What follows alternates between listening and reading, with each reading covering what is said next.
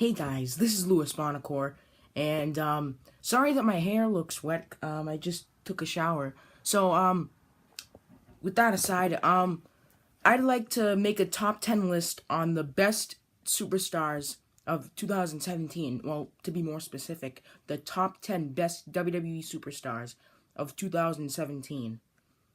But before I start this list, I'm just gonna name off a few honorable mentions. And the reason why I put some of these superstars on honorable mentions is because I feel like they weren't as great as some of the other superstars, like Cesaro, Samoa Joe, Finn Balor, and Sami Zayn, which are on this list. I feel like they had potential this year, but nothing was really done with them. I mean, yeah, Samoa Joe and Cesaro had great matches, but Finn Balor and Sami Zayn really didn't do much that this year. And yes, I put Brock Lesnar on this list. I feel like he wasn't that great this year. Fight me. Oh yeah, as I was editing this, I also forgot to mention Bobby Roode. Yeah, he's only an honorable mention. Yeah, I forgot to mention him. No pun intended. I'm sorry for the pun. I won't do that again. I promise. The Usos used to be boring before they turned heel, but now they're doing great. They're having a dominant tag team championship reign, and those matches that they had with the New Day were always entertaining to watch, even though there was too many of them. But still, I enjoyed watching all their matches this year. And I know it's a tag team, and it's kind of weird to put it at number 10, but it's a team, so I guess it kind of counts. Yeah, it counts. So on to the next person. The number 9 spot on this list is Shinsuke Nakamura. When Shinsuke Nakamura debuted on the SmackDown after WrestleMania, it was really amazing to see him finally make it to the main roster. And he had a dominant feud with Dolph Ziggler and an impressive victory over John Cena on SmackDown.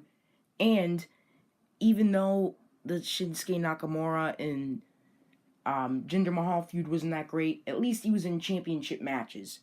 And he got to be one of the 5 men in the 5-on-5 Raw vs. SmackDown men's match.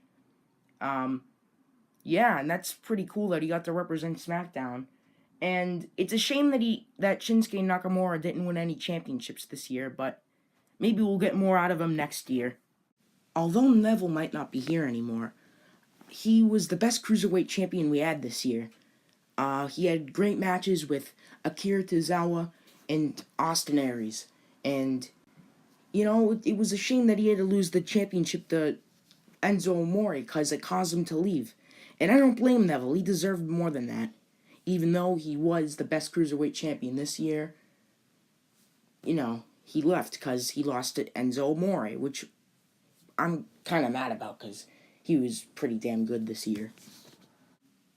I really didn't feel like putting Dean Ambrose on this list, but I think he deserves it because he had a good championship reign with Seth Rollins as the Raw Tag Team Champions, and the Return of the Shield was cool.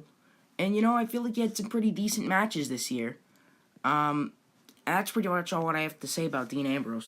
Now we're starting to get to the really juicy part of the list.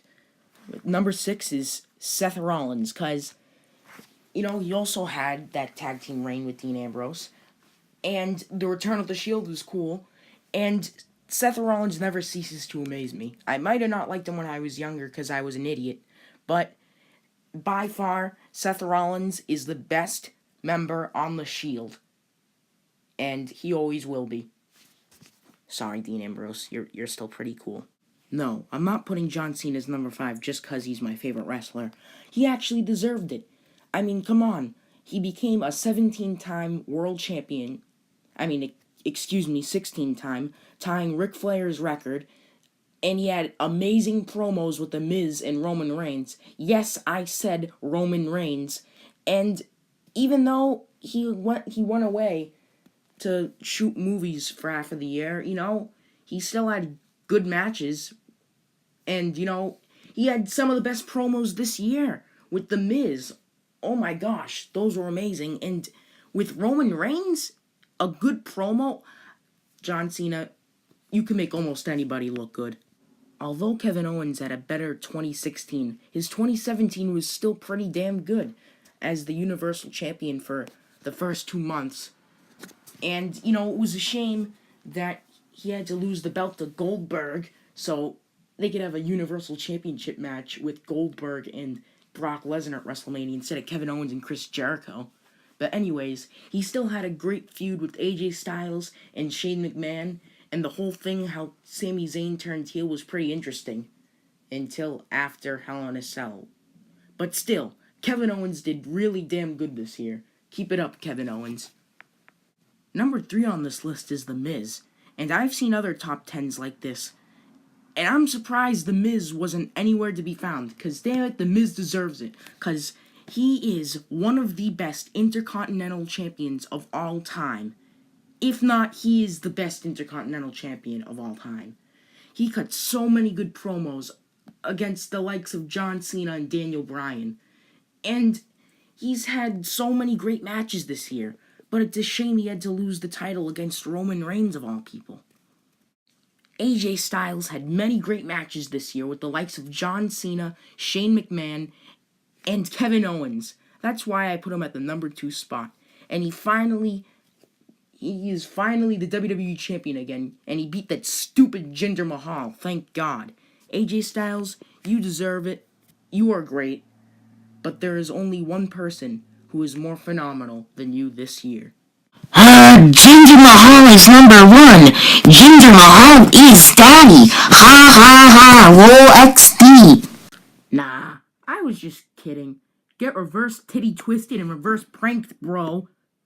The number 1 spot really goes to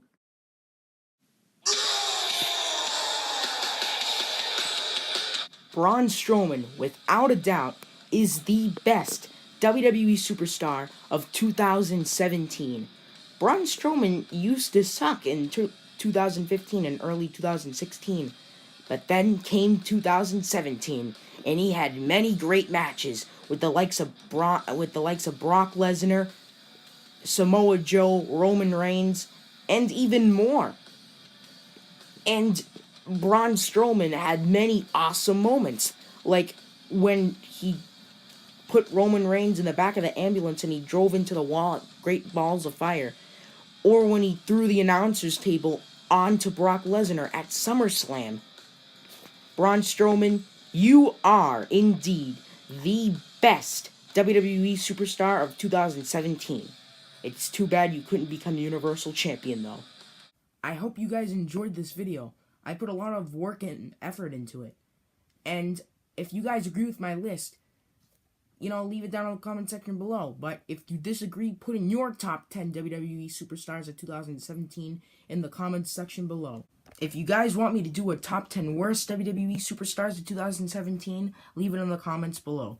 And if you guys want me to do a top 10 best women's wrestlers of 2017, also leave that in the comment section below. So here's what I want you guys to do. Please like this video, please leave a comment, and subscribe. Thank you all for watching, and have a Happy New Year.